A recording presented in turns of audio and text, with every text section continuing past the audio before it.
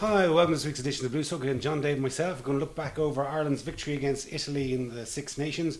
All your Six Nations stuff. Look forward to the matches at the weekend against Scotland and look back over the under-20s and the ladies match. So boys, 58-15 against Italy. Good win? Crisis? What crisis? It's great to get a good storm. Was it a record victory in the Six Nations or I think so. something up there anyway? It was pretty special. I thought they made 60 actually in the first time we played Italy. Possibly, but it's certainly the first time since. I was disappointed that we kind of let them in for the 2 tries, to be honest. It's something when you score that many tries and it's getting towards the end of the game and you have them tryless, it's nearly more important to keep them out than to score. I was 2 actually more. disappointed in the manner that Italy scored the try. If you look, we were sucked Very in. narrow. Really Very narrow. yeah. And whatever about the match being over at that stage, it's still that you've been sort of suckered in. And there was no communication whatsoever between us. There was about 5 or 6 guys totally taken out with one pass. I would suggest those tries were conceded intellectually rather than physically, because guys just made bad choices and tightened up. Rather than if we'd kept our width in the defensive line, we wouldn't have conceded them. But that's to a certain extent it's what Joe will do. It's picking holes with what was otherwise the performance we wanted. We wanted Ireland to dominate Italy completely. We wanted to see a certain type of rugby. We saw that. We saw complete domination in almost every facet of the pitch. It's very hard to give out. Actually, we got a question in from one of our viewer, Mark. Who Is he the man or the 3 dogs? Which ties into this. He says for him the biggest factor in the Ireland versus Italy match was the ref enforcing the ruck very early on. 3 penalties. Parise got a warning that the next one's a yellow, and from then on we had all the quick ball we ever wanted. Would the panel, that's us, agree with this? And if so, perhaps this is maybe the biggest factor in difference between Northern Hemisphere and Southern Hemisphere play. I would suggest I would agree with that pretty much entirely. Yeah, pretty apt. Because they do tend to interpret the breakdown quite differently in the Southern Hemisphere, and they do generating quick ball is what it's all about down there, whereas spoiling quick ball is what it's all about up here. And factor in the weather that everybody always goes on about, but well, we had a good dry track on Saturday. We had a dry track, and we had Parise, like I say, he was scared shitless to. But like you saw, they showed infringe further. Every ruck was 2 seconds, just in and out. Whoever, and it was great presentation. But there was no one there was no need for Murray to come in there with a shovel and spade to try and dig it out. The ball was there on a plate for him, and it was just. Gone. And one of the areas where Italy might be weak in various areas, but one of the areas where they're strong is actually in the back row.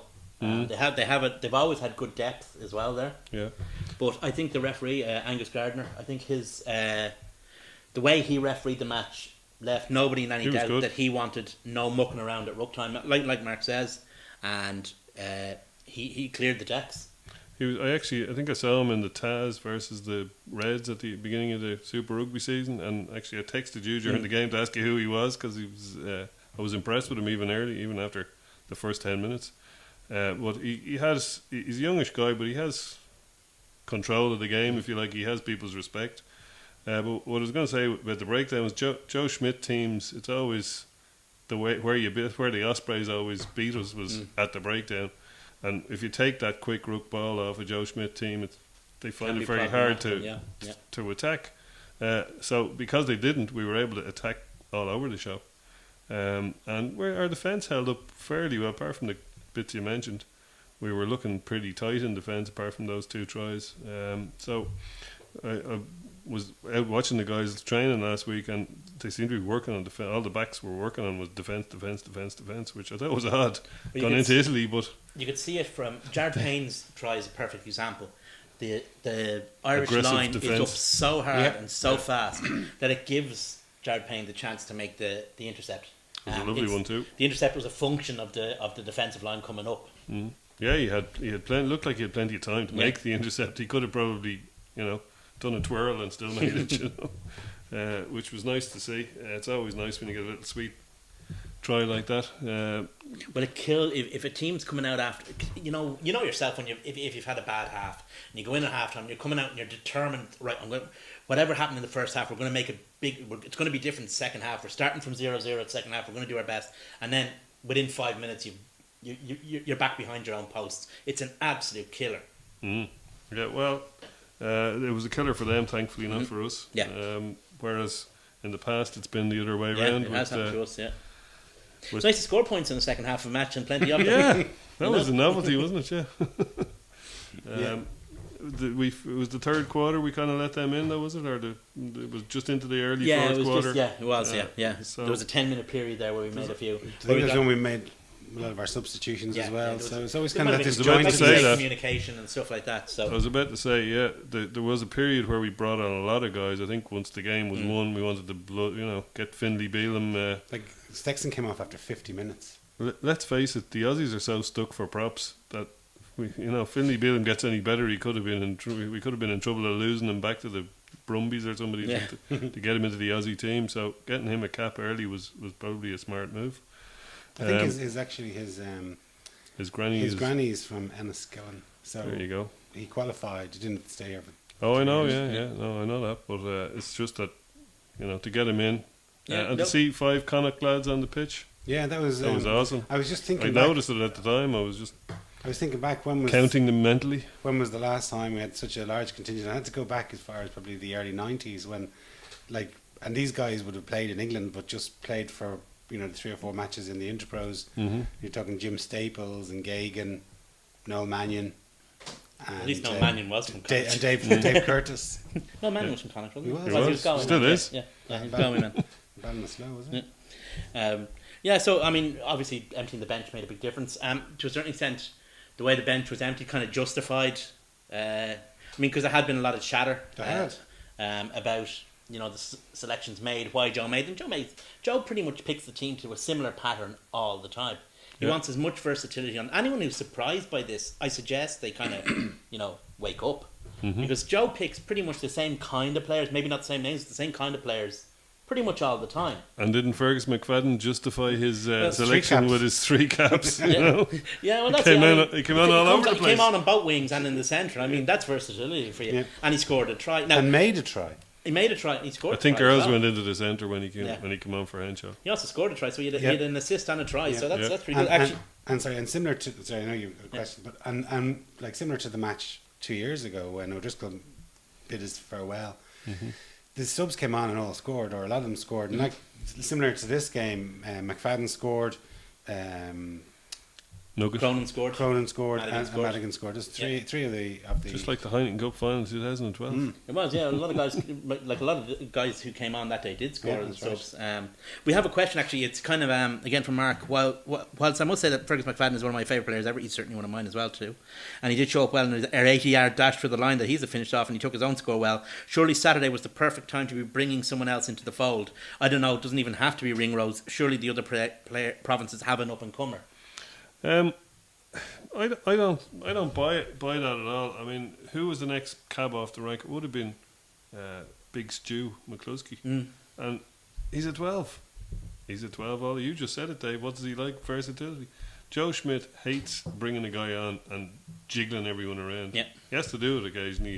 He did it with Ferg, brought him on the wing, and put ours at 13. I rewatched the match, and Hugh Cahill mentioned No relation. I want that laid out perfectly clear. Anyway, Hugh Cahill No relation. was hypothesizing who's going to come on when. When you say hypothesising, is that a euphemism for shiting out of himself? Is it? Yes, Yeah. but he was wondering who was going to come on, and he thought it might have been Madigan. But I was thinking, like, why would Madigan want to come on, or why would they bring on Madigan? At 12 for Henshaw, was it? Yeah, when you have a centre ready made, you know what I mean. Mm. Well, No, it was actually when Trimble went off injured, all right. and he came on. Jeez, didn't Henshaw split himself wide open there, by the way? Yeah, I mean... He needs to be looking after himself now for next season. He does, yeah. He's back in cotton wool. But no, yeah, okay. There's guys. If you look at, say, the provincial setup at the moment, is there anyone in Munster who really covers that kind of, the 3/4 line, as it were? The only guy is Keith Earls, and he's Or starting. Sebo, perhaps. I mean, he could play But both. again, he was starting. Yeah. Conway's been brought into the team this Conway's week. been brought into the thing this week, although I'd say that's probably more numerical requirements than anything else. One in, one out, one in kind of thing. Yeah. There's nobody really in Connacht because Healy's an out-and-out winger. Is Danny Pullman even qualified yet? Not sure. And Kieran Halloran seems to be coming out and out full back, and there's nobody really knows. So Gilroy's an out and out winger. Trimble is in the setup, and Bowe's unavailable. So And Gilroy was mercilessly targeted at Pro 12 level. Yeah. I mean, I know it's Italy, but so is Healy. what's going to happen to him The thing is, at international level? there's two things. There's two parts of the game. Rugby. There's what you do with the ball, and it's all great and exciting, and dancing feet and all this kind of stuff. Which he But is. what you do without the ball is just as important. It's just as important.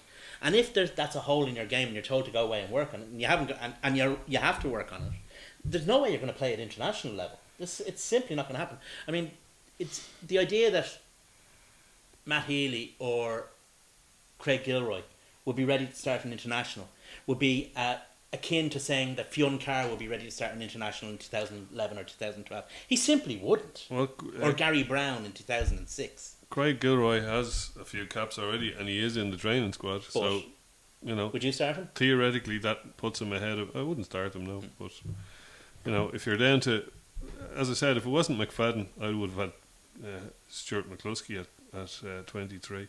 But like I say, he's not versatile. So, who else is there? Who's Matt Healy and Craig Gilroy? They're the only two people that are bubbling under it all for the next man off the rank might even be somebody like Ian Whitten. Where's he now? Still an Exeter? Yeah, playing at wing and centre. So. Well, you're never going to get smiled upon when you're playing in England unless you're Jordan Murphy, Tommy Bowe, there's no cab Johnny left on the rank. Sexton, or we've got 800 injuries. So I don't know. I think it would have been nice if there were somebody in the organisation that could have slipped onto the bench there. But it's all, the other side to remember is, and I think there's a point you wanted to make, Jason, about the importance of final finishing position in the Six Nations. Yep.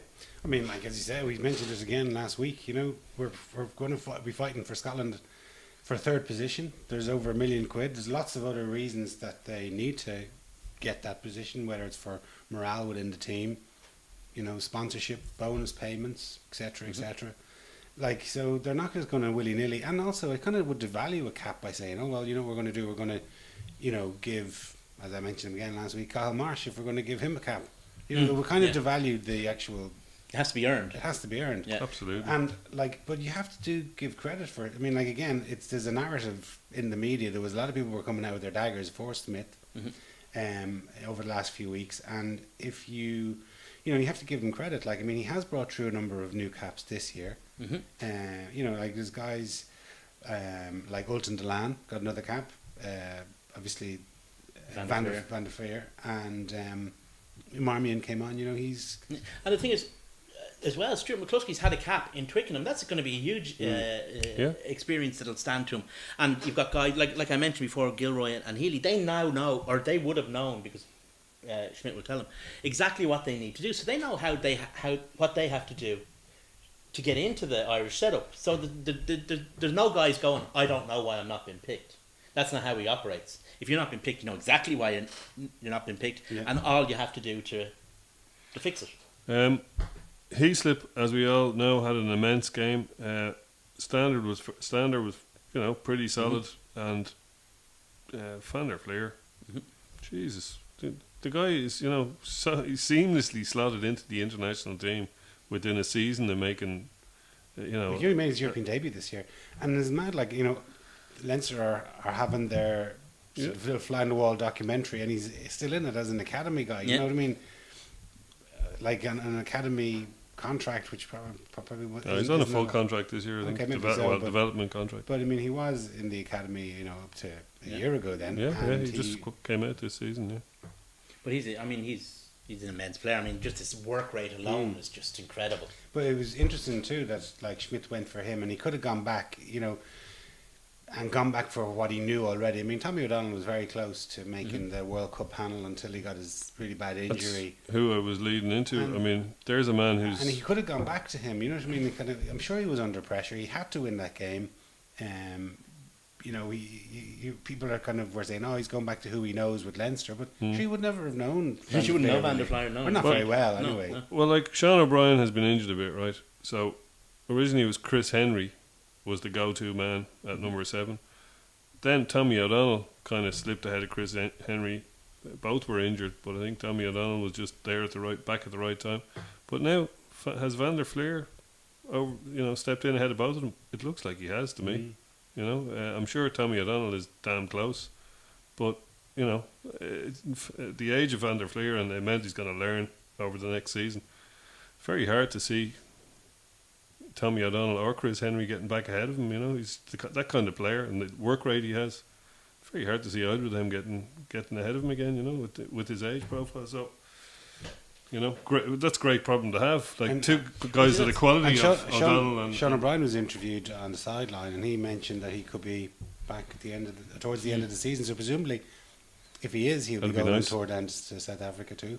Well, that's the thing about Van der Fleer. At least it'll confuse the Springboks. Yeah, is he not on our team? But I mean, it's a great. I mean, those are 4 open side flankers that, in any other era would probably get themselves a hatful of caps. They're very, very good players, each and every one of them. Mm-hmm. And they all, to a certain extent, we're lucky in a way that they all bring something slightly different to the table.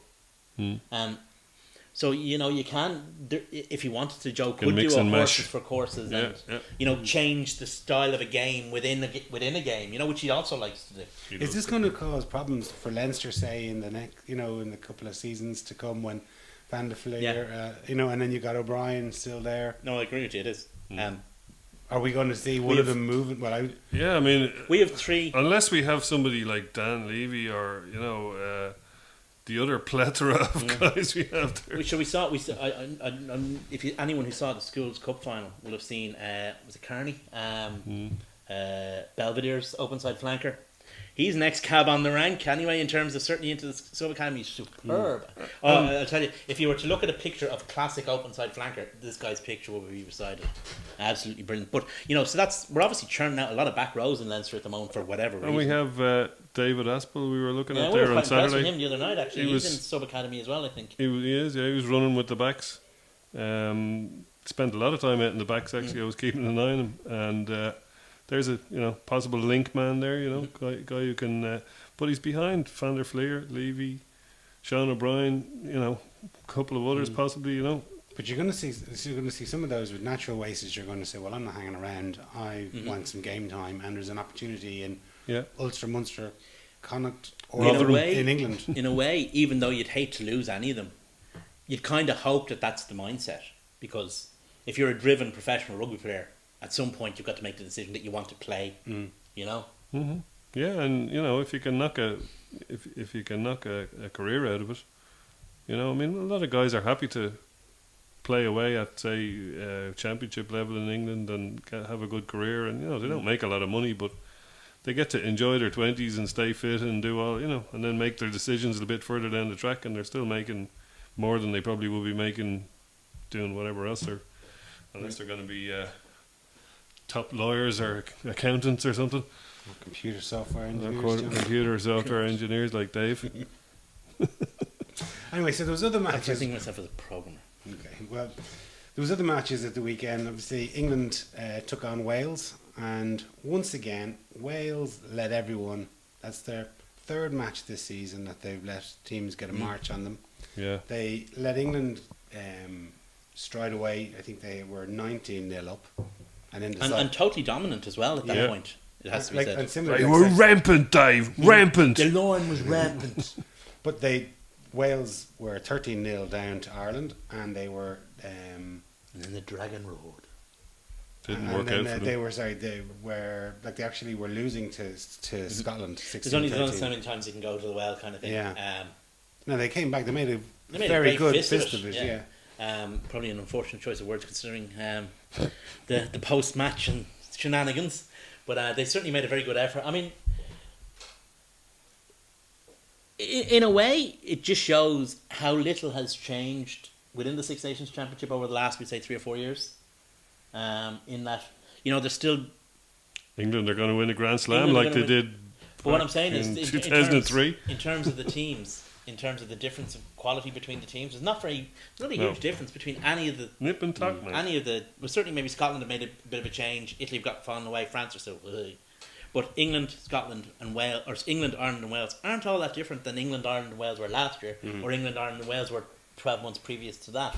I think the way that the results fell for, or sorry, not the results, but the fixtures, Fixtures, fell yeah. for England. I marked that one down in the They- first weekend. I said, Yeah, they you know, got two the- hard teams at home. And they got 2 easy games off the bat, and then they Yeah. kind of got they had a bit of momentum, and they got the results and scores on the board, and then they got Ireland in Yeah, Twickenham. bit of seasoning before the 2 big games came up. Yeah. Yeah. So they're Whereas- already triple crown, and they've already won the championship. So it's just icing on the cake, Yeah. Phil. They're going for their 13th Grand Slam, but then I was just going back. Like, I can remember 5 very famous ones where they've blown it. Like there was the I think 2002. 1990 against 2001. Scotland, Yeah. and they had 3 in a row: 99, 2000, and 2001 against Ireland. And then I think in 2011 in the Aviva Stadium, Yeah. Ireland blew it for them again. So you're hoping that France can just find it from somewhere to pull a performance The only together. problem with that scenario, Jason, is France, that we will push us to fourth. we could end up in fourth or And even France. fifth. Mm. Now, for anybody saying that they want to see Joe Schmidt experimenting against Scotland next weekend, I will just say there is less than 1 world ranking point between Ireland and Scotland currently. There's 2 places between us. I would If say Scotland beat us, we're out of the top 8. Now, I think it is this year that the well, trying to get an rankings are answer out being of done. World Rugby is not fun. it's not we're not going to have much chance to climb back out. Yep. If we go down here. Like, this game is so important. This is as important as a Grand Slam decider almost, because it's going to decide where we're going to be in the World Cup. Mm. You know, because we're not likely to lose any points against South Africa or New Zealand, but we're damn hard to gain any. There's So- 3 words I would say to anyone who wants the scenario you just described: pool of death. Yeah, we'll Those are the 3 words. we'll be in England, Wales. New Zealand, England, and us. Yeah, that'd be good, wouldn't it? Yeah. It could happen if we fall below Scotland. If we fall below Exactly. Scotland, all bets are off. We could end up in the A stinker. Do unbelievable. they have to qualify? Remember they had to go to Russia. And No, that's we don't if have to do you're that anymore. No, not in this. No, not, that's if you're outside yeah. the top 12 in the competition. Okay. Yeah. So if you're less than 3rd place Yeah, in your group, you have to the do top that. 3 teams in each pool automatically qualify for the next competition. How we had to do that was because we lost to Argentina in Lens that time. Yeah. Or LOL, if you prefer. It was a different competition, but But there could be a couple of lads in trouble, and Dan Cole seemed to be at the epicenter of it all. Like isn't he always? I mean, he got gouged. He threw an elbow, and then he had a bit of a slagging match with Samson Lee and called him a gypsy boy. Well, I don't think Dan Cole did. I think you mean Joe Marler. Oh, Joe Martin. Sorry, he said Yeah. that. Sorry. Because if you made any though, if you said that what you just said, right, and this was a WWE podcast, it wouldn't actually be out of the out of the norm. In rugby, you expect something slightly different. He's going to be in a lot of trouble. I mean, I think what happened actually kind of took the sighting commissioners by surprise, and they've been kind of scrambling, not all that What convincingly do we do? ever since to work out what they're going to do. It's going to be interesting to see what happens. I mean, Is it a racist comment? Sure is. yeah, it is. Yeah, Is it? yeah. He's if it's pushed, he's in considerable amount of trouble. But then is like My Big Fat Gypsy Wedding, is that not a racist program for calling? Possibly. Yeah, some people would say it is. Yeah, Really? Yeah, yeah. I think It's- nothing that's been political correctness gone a bit mad now. Possibly as well, but like this is how these things even up. Like if nobody ever complained, Put it we'd this all way: if, we'd all be Samson telling Lee made a comment Jim about Davison Maro jokes still. Itoje's ethnicity, Well, that's fair enough. well, there you go. That's fair enough. But I mean, it's. that says it all. Then That's the end of the discussion. I don't know. I'm not convinced. Yeah. So anyway, well, could be a couple of lads in trouble anyway with those with the incidents yeah. of the foul play on the pitch. Anyway. The thing about contact with or near the eye area is it always looks worse in super HD slow mo. Yeah. So it'll Yeah. be interesting to see what happens with that. Elbows and punching, it's par for the course. that's what you do, isn't Yeah. it? Yeah, but like there's whatever about Oh, 50 you're stupid cameras. if you do it. 50 Yeah. cameras, microphones everywhere. Like I'm surprised. Yeah, that but they, the red mist, Jason. You know, that's the very red true mist too. comes down. Yeah. What do you do? So Scotland got their. Whoever thought, right? You'd have 3 sightings involving punching, gouging, and a bit of the old verbals, right? And Dylan Hartley wouldn't be involved. If I'd said that to you before the match, you'd call me a madman. Given Dylan Hartley the captaincy proved to be a bit of a masterstroke down from Eddie Jones, isn't it? After all, So Scotland got their first win in the first home win in the Six Nations since 2013, which is Somebody- seems a bizarre record, doesn't it? somebody said last week that 12 of the team that were on against Italy, that was their first Six Nations victory. That Isn't that incredible? I remember. I think was it Nick Popwell. His first Five Nations victory. It took him 3 years or something to get it. Yeah, no doubt. Yeah. It was probably, I said it was a rake of them like that. Yeah. When teams are It's down, scary. yeah, it can be. It can be very, very scary. Scotland were better than France, and you Yeah. know, and I don't think all that much of that Scottish team. I don't know. On their day, On their Dave. It's day, a great everybody's phrase, good isn't on it? their On day. their Italy day. are good on their day. They are good on their day. So, if we meet Scotland on their day next week, we're bollocks. We are.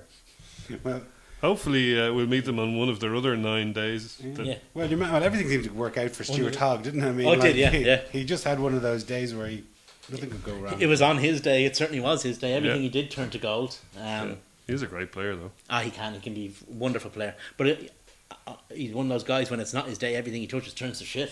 But like all the flicks, the whole lot. But he's Knocked a one wonderful, over from his own half, too. He's a wonderfully balanced runner. He's a huge boot.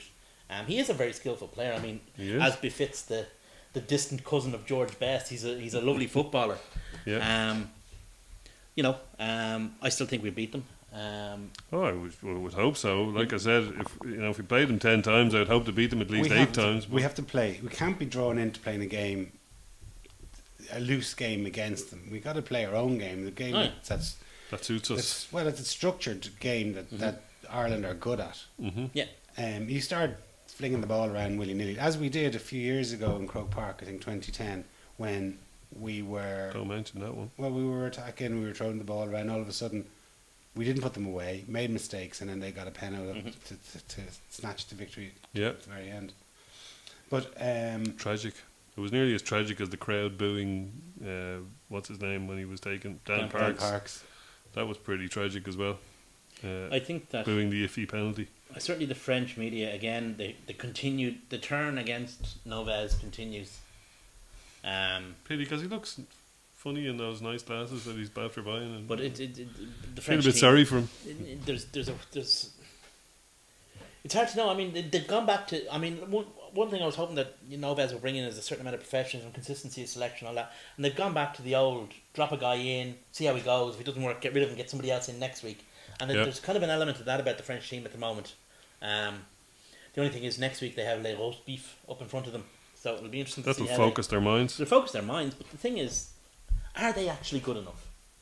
Is that Can you pick a French team that's good enough to beat that English team? If you Again, think about it. They'll need a serious day. yeah, it was funny though, because that English team contained 8 of the players that were beaten by Wales Yeah. in the World Cup. I mean, do you know what I mean? They didn't suddenly become a world-beating team overnight when they've got. No. The new guys that have come in are very good Mm-hmm. players. Don't get me wrong. But still, the core of the team is a team that was, Poor at the World Cup. mediocre at best. But the other hand, the core of the team is also the core of a team that was good enough to beat the All Blacks. Yes. Yeah. So the problem with England, I think, has always been a matter of form rather than. I mean, the idea that Ford and Farrell could work well together has now been demonstrated. They're getting the right body. They're clicking the right pieces into the right parts of the jigsaw. No, I think they really are. But they weren't that far away. I know No, they I had a don't poor think- World Cup, Yeah. but it's like Stuart Lancaster he built him to a certain level and couldn't go any further. But not just that, he didn't get the mix of caps right for the players that ended up in the World Cup squad. He didn't have enough caps. He should have started a bit further out with a bit more experience. And he tried to build a team, and the World Cup came too soon, caps wise and age wise for that team.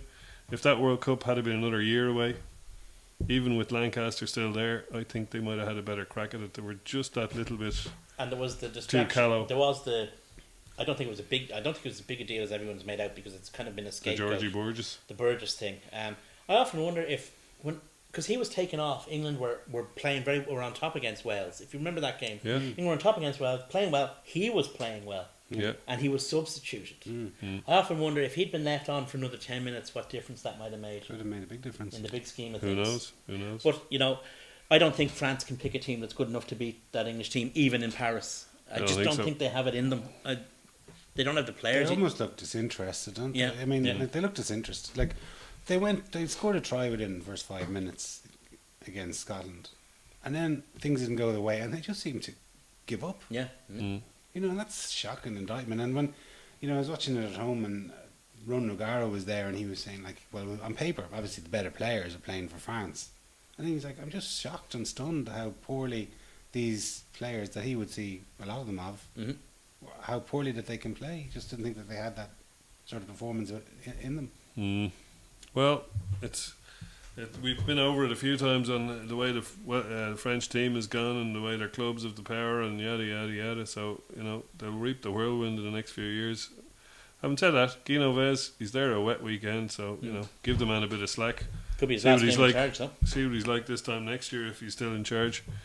It's a tall ask, but then again, like he's in the twilight of his career, as you know. You would I have mean, to think many people did say he probably got this gig 10 years too late. Yeah, he did. He should have got that off the back of the But it must be. 3 Heineken Cup finals in Yeah. a row. You know, if he'd have got It in, should have been the pinnacle of his Yeah, he should career. have got that job after the 2008 final. Yeah, 2008, 2000. Oh yeah, Yeah. against where they lost to Munster. Yeah, That should have been his swan song. Mm. yeah, that might have been the time Yeah. just when the rule Well, they change won came it in as again, well. didn't they, in 2010? 2010, yeah, Yeah. and that was Uh, it. So turning our attention to Ireland match against Scotland then next weekend, it's going to be bringing back the band together, Yeah. Cotter and Schmidt against each other. Yeah, I'd say there'll be a lot of talk of that in the next few days. I'd say the coach will be quite happy because that means nobody will be talking about their teams. Yeah, well, it's maybe the outside bet for the Lions coaching team, the Cotter and Schmidt show. Wouldn't it be interesting? 2 Kiwis got down to New Zealand. One as forwards coach, one as backs coach, both as head coach. Well, I could argue about that, but this weekend, you reckon that poor old Scotland having the hope? No, I don't think they have a hope. I'd give it a bit. I'd be a bit more worried about them than you would. I would say if Ireland play, We're at home though. if Ireland play to the game plan that Joe Schmidt will have them play and they execute it correctly, Ireland will win. Go along with that, yeah. But you just never know. You do never know, but if the right team is selected, which I believe it will be, because I think that's. I don't think there'll be a single change. No. Carney looks like he's not going to I don't make think there'll it. be any changes. So I Well, think Carney's been dropped out of the squad. They brought in Conway. I think I think 1 to 23 will be exactly the same. Keane Healy, they brought in Kilcoyne. Mhm. oh yeah, sorry. I think 1 to 23 will be exactly the same. Yeah, Pretty close, The 23 that barring took injury. the field, as it were. yeah. I think that we will play we will attempt to play the way that Joe Schmidt's teams do play, which is, you know, all about putting pressure on weak points. Mhm. Will Scotland be able to withstand that pressure? Is the question. That's where the game will be won and lost. Well- You know, I remember when Leinster were going for their Heineken Cup, the first one in 2009, like they were kind of celebrated that match against Munster. You know, obviously they got into the final and they went nuts, but subsequently they kind of just took it in their stride, and they just, I remember, you know, against, I think, Toulouse in the quarterfinal, they literally just came out, waved to the crowd and went back in. No celebrating, still loads of work to do. The end of that match, like, Scotland were doing laps of honour. I mean, I can understand, like I said, they hadn't won a match Yeah. in the Six Nations or whatever at home since 2013 and hadn't beaten France in 10 years and so on. They can bloody well come here and take their beating. But like they were kind of celebrating as though they had won the To a championship. certain But extent, I can understand that, because it'll be a release. I mean, that's not always a bad thing. It depends on how the players see it. If they see the win against France as an end in and of itself, and they're celebrating that because they've got their season is fine, we're okay now, lads, everything's done, doesn't matter what happens next week, we can celebrate now. Then they'll be in trouble. But if they celebrate it as what it is, which is the first win of the season, then you can understand it. Because I mean, the Scottish rugby public, despite the fact that, you know, attendances have been increasing for the provincial sides, for the regions, and attendances have been rock steady for the national team. So the Scottish rugby public has actually put up with some fairly dark days and kept coming back for more, a bit like Irish did in the 90s. So to a certain extent, the team owe it to the supporters to show a bit of, you know, excitement about winning. Well, they can owe it to them next week. Yeah. It's funny enough, like we're talking, one thing that always interests me is Toner versus the Greys. Because if you notice that certainly Richie Gray is allergic to Devon Toner. Have you ever noticed that? Anytime Devon doesn't Toner play well plays against against him, Richie Gray has a disaster, and Devon Toner It's plays that well. extra inch of I height. don't know what it is. It's really weird, and I think it's genetic because Devon's always played well against Glasgow as well. So it'll be interesting to see if Those that Gray brothers go well together, though. they're And a lovely serious they're a really nice partnership. power in the scrum as well. Really nice like, partnership. they- A lot of what's been attributed to the Edinburgh front row, I think, kind of deserve the ex Glasgow second row, if you like. yeah, well, Nell, Deserves a lot of credit because they're putting some serious wattage through. Nell is a good scrummager, though. In fairness, He is. Oh no, he's very.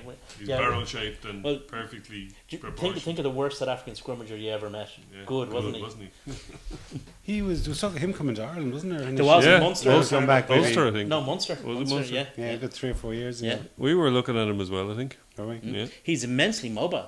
He's really, really quick. Actually, he's one of the. If you ever notice when he's on the hoof, like when he gets up to full speed, he's a bit like Cronin in terms of like he actually has a very, very good Cronin top speed. showed some wheels. Oh, he has, yeah. Like that he was looking at Brian, fat Brian O'Driscoll, fatter Brian. O'Driscoll. Fat he'd is a love bit that. of a stretch now, you know. I'm sure you'd love that comparison. Oh, he's huge gas, like Yeah. huge gas. He's a frustrated centre, but we've been saying that for years. Like you know, if he had slightly better hands, because he doesn't have bad hands for a front He rower. You know? explodes into a gap If like he nobody could else.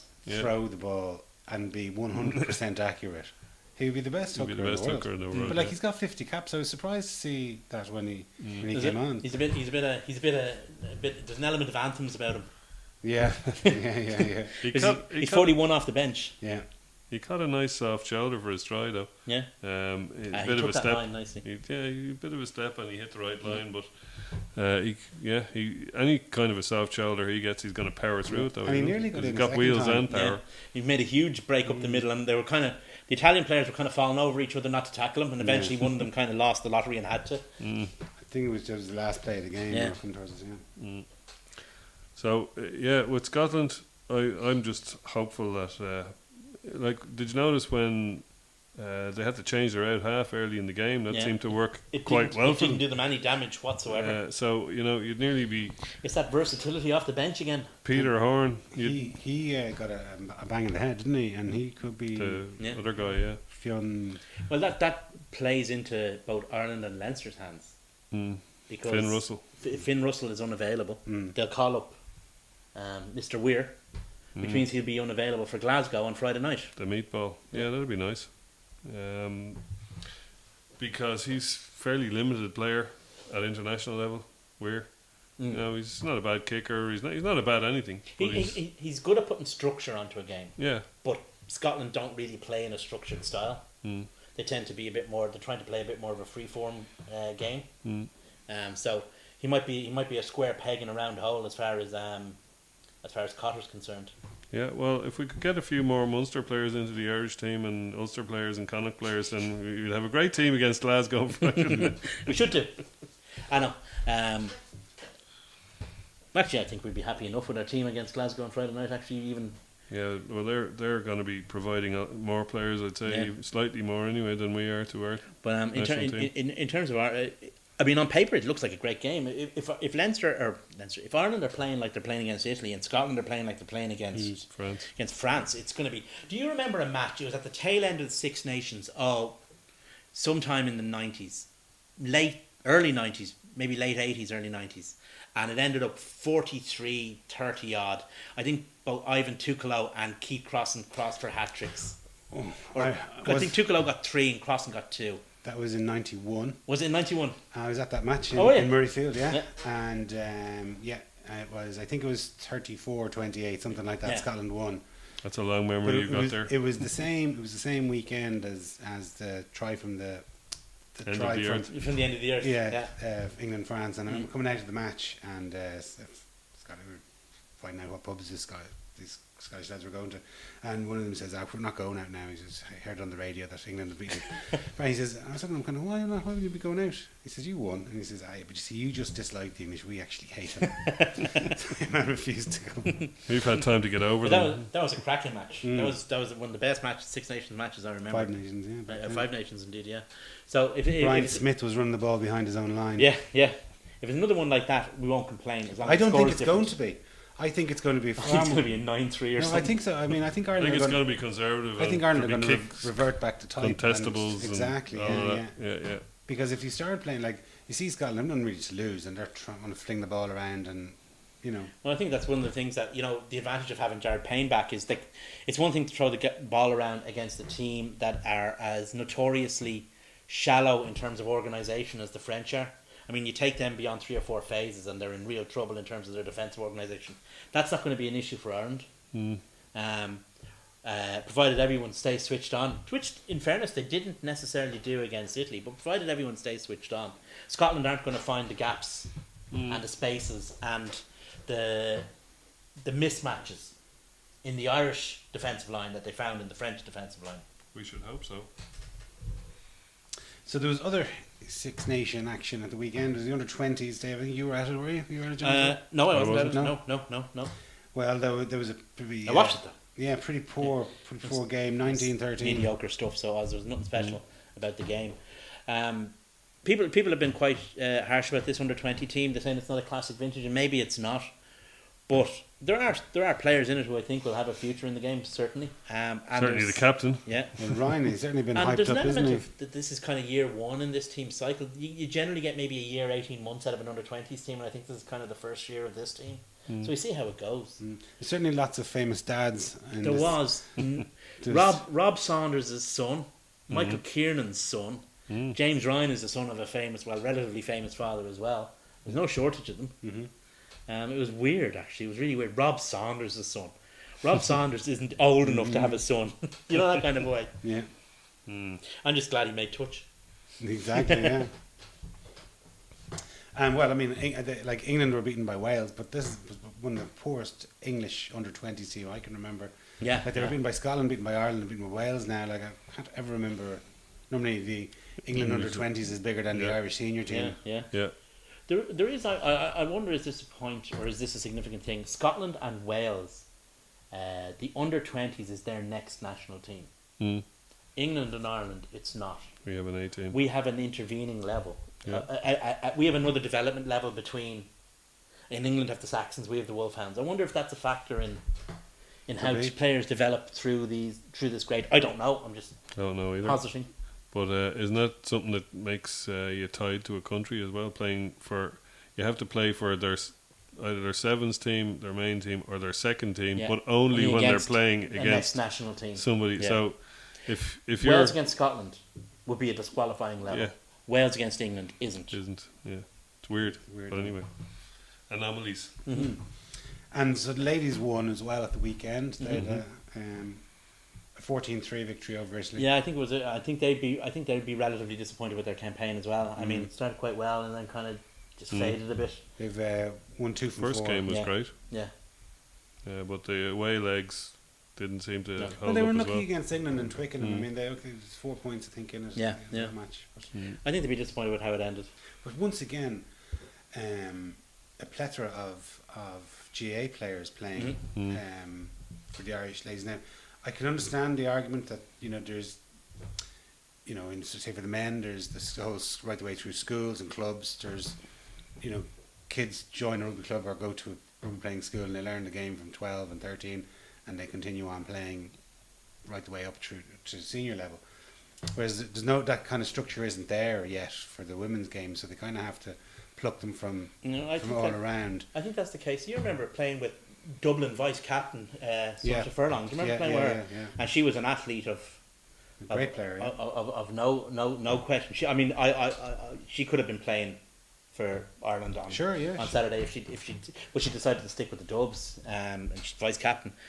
I think that the reason for that is that, as you say, I think that ladies GAA just had a head start on ladies rugby. So if you're looking for female physical contact team sport athletes in Ireland, the place you look is in the ladies GAA. That as women's rugby develops, then That might obviously change. That'll change. You've already got clubs like, for example, Old Belvedere at the forefront. Stacked without internationals. At the forefront of the development of ladies rugby in Ireland. So I think it's just a function of the evolution of the sport in Ireland. That's more. But you often hear of, you know, the first time, like there was one lady who was playing and she had played for the Dubs, I think, but had only taken up the game 9 months ago. There was another, like, I think Lynn Cantillon took the game when she was 20, you know, and she went on to captain Ireland and whatever, win Grand Slams and so on.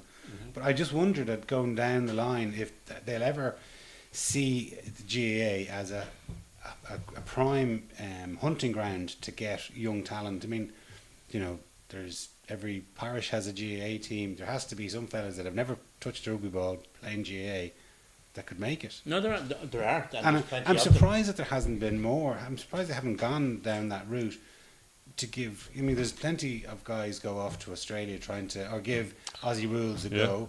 It takes them ages to try and adapt. Obviously, living in a different country, I know there's some positives of that, but then there's also you're a young man and you're living so far away from There's home. a lot of guys. It's a bit more like, I know the ball is different to both sports, but it's a bit more like GAA, Aussie rules.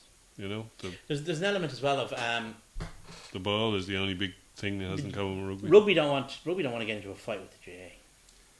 No, but they don't, like No, but there's a number of reasons. So they won't specifically target. Overtly target. They won't overtly target you. Now I know from rural club I'd have contact with that a lot of the guys who play rugby will also be playing GAA.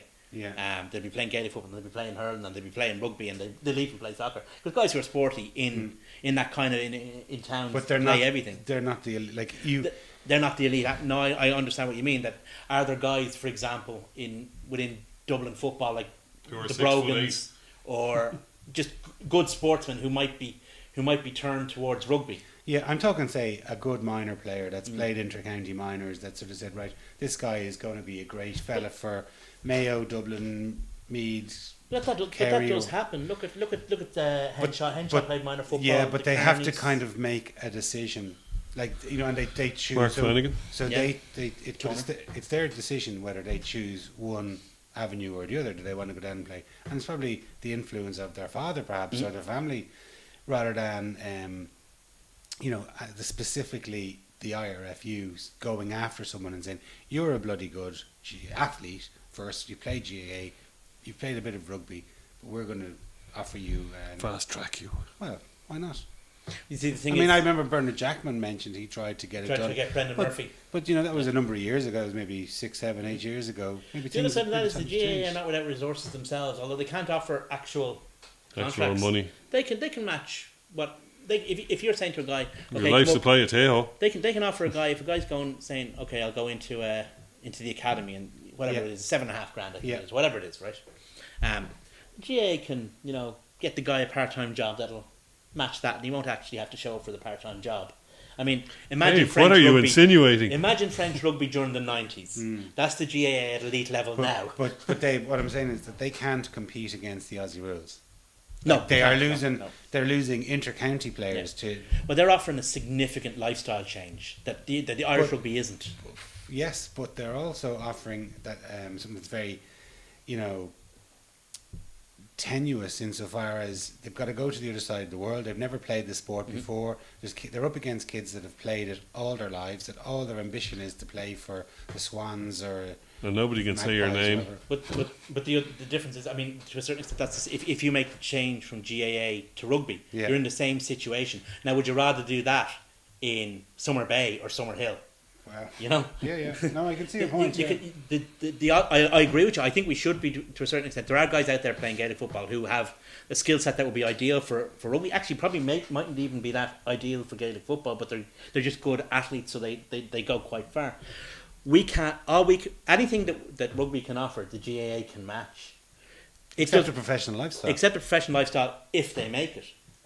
Whereas the Aussie rules can make that offer, and at least offer them, the Australian lifestyle, which is very attractive to young Irish people. Yeah. Thousands of Irish people every year head off to Australia that don't necessarily have to, but they do it for the backpacking. They do it for the take a gap year. You know A lot of them yourself. do have You- that you- as well. No, I did it myself. you Yeah. do it yourself. Like so, the Aussie rules have that. They can offer them, a lifestyle change that rugby can't. And I think that there are guys. I mean, we have to a certain extent not targeted, but the guys have come into the sport with a GAA background. Whether we can actually make that a determined pathway, I'm not sure. Yeah. Anyway, so Leinster take on Glasgow Those next guys. weekend. Those guys. Those guys. Yeah. And Munster take on Cardiff. So the only 2 games in the Pro 12 this weekend. 2 very significant games. Glasgow massively hit by Scotland. Scotland. Leinster massively hit by Ireland. Mm-hmm. Munster numerically not so massively hit, but in terms of strategic, hugely hit. I think they've been fairly well hit with Conway now. They probably get Yeah, Conway they'll back get- for the they'll get bench. Conway back. But But in it means he's terms not of- training with. Yeah, he's what not I'm saying training is, with Munster. whilst they might be missing 12 players, the guys they are missing are absolutely key guys for them. Mm-hmm. Cardiff seem to be they're missing a few as missing well. a few, but not a huge amount. So Cardiff and Glasgow have the advantage of obviously being at home, which is a huge advantage, especially this time of the season with all the interruptions. Glasgow are also used to the boggy level of their pitch, which we may not be. Doesn't necessarily suit the Glasgow style though. Well, that's true. I'll give you that. They like to throw the ball around a bit. But they do have those, we mentioned them last week, those 2 mates adjacents. Yeah. They're just... Tom and Jerry. Tom and Jerry are just the ideal kind of players you want at this time of the year.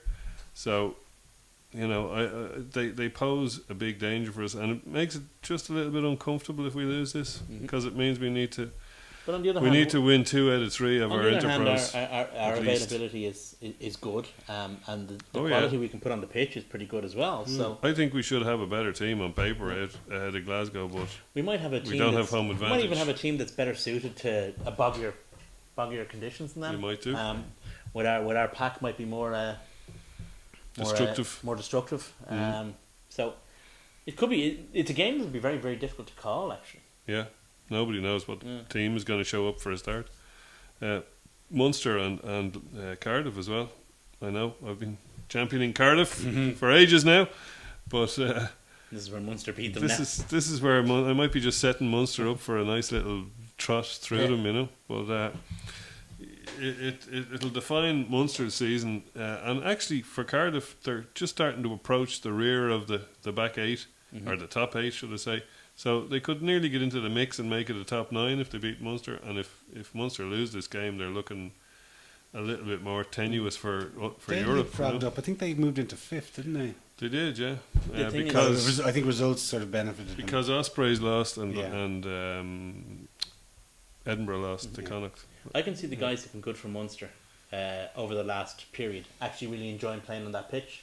Talking about the wingers, Saidi, Yeah. Scammell, I can see them really, really enjoying that nice surface, which could be something that's in Munster's favour. Yeah, It's not often Munster go into a match this time of year looking to be able to run the ball and put width in it, but this might be the time for that. If the weather holds. Yeah. I think that might be that pitch may be as good for Munster as it is for Cardiff. So have we any idea of a team for Leinster? I would suggest it won't be all that different from what we've seen recently. I'd say we'll have Dooley, Strauss, and Furlong Bent maybe? or Bent maybe. Bent played last weekend actually in the A match, which I thought He was did. significant. Played on both sides of the Yeah, scrum as yeah. well. I'd say we'll have Maloney and Carney, Mm-hmm. and I'd say we'll have Ryan, Murphy, and Levy. Yeah. I'm assuming that Jack Conan's still having Issues. a few issues. Yeah, you never know. I don't think he was too far away, so he might be back. Redden is with the Irish squad rehabbing, they said. Yeah, I can't see him. I'd say it'll be McGrath and Marsh at halfback. Yeah. It'll be Or Boss, perhaps. how is he? I don't know. What struck me about Boss is since his initial injury was reported, it's all gone very Shane Horgan. Maybe. Not a word, no word on rehab, no word on nothing, and that was the exact same as what happened to Shane Horgan, if you recall. He was at the A game there the other night. He was, yeah. But there was no word on how he's doing or how he's coming back or anything. I have a feeling that it might be. Curtains. Well, the It might guy be is over for him. 147, Yeah, so he's winding down anyway, Yeah. even if he's not injured. So I'd say it'll be Marsh and McGrath at halfback. Yeah. I'd say it'll be Teo +1 in the centre. And didn't McCarthy look fairly well No, well, I've been the other night as well. I've been a fan of Nick McCarthy now for a while. I think he's a very good player. So if Boss isn't around, it'll be him on the bench as Yeah. well. So we'll see. It could be a very interesting game. Oh, a nice way to spend a Friday night in front of George Melly. Yeah. And I hope we have Byrne and Nasiwa on the wings and Kirshner fullback just to finish the Byrne looked 15. Byrne looked good on the A team. Yes. Very Yeah. good Week. on the Yeah, he's a A good team. player. He's become a good player. You can see him growing into the game. He's That, really. that was an unfortunate result. Great entertainment. Great was, match. it was, yeah, It really but- was. To lose in the way they did, Yeah. try in the last minute. You couldn't begrudge London Welsh. In fairness, No. They stuck they in were there, didn't good they? for their. They were good for their win. You know, it was nip and tuck the whole way. To lose it is it's always a bit of a bitter one to swallow. To lose it to a try, and we were winning by a point, and we lost it by 6 in the last. In overtime, in fact, the clock had gone into Clock had gone in the red, as they in say. the red, and you know, not nice, but best of luck to them. You know, I think it leaves it an all. I didn't see the other results, but even I think we were the only non-championship team in the thing. So now it's 4 champions. Well, I felt sorry for the Welsh. I presume mean, they it's had such a Cornish they had Pirates. such a tough season last year. Like Yeah. and they just didn't lose every game. They were hockeyed in every game. Yeah, So you know, it takes I Getting a bit of silverware just now when as I they was, rebuild. Yeah, Yeah. and as I was leaving the ground, there was a few Welsh lads there that were just like delighted Yeah. to get a win, and they were singing the praises of Dublin like for the night out. But yeah. like they were, you could just see that they were so chuffed like to get that win. Probably took the edge off what had probably been a poor enough day for them. Well, anyway, boys, thanks very much for your time. Thanks a million for watching. Cheers.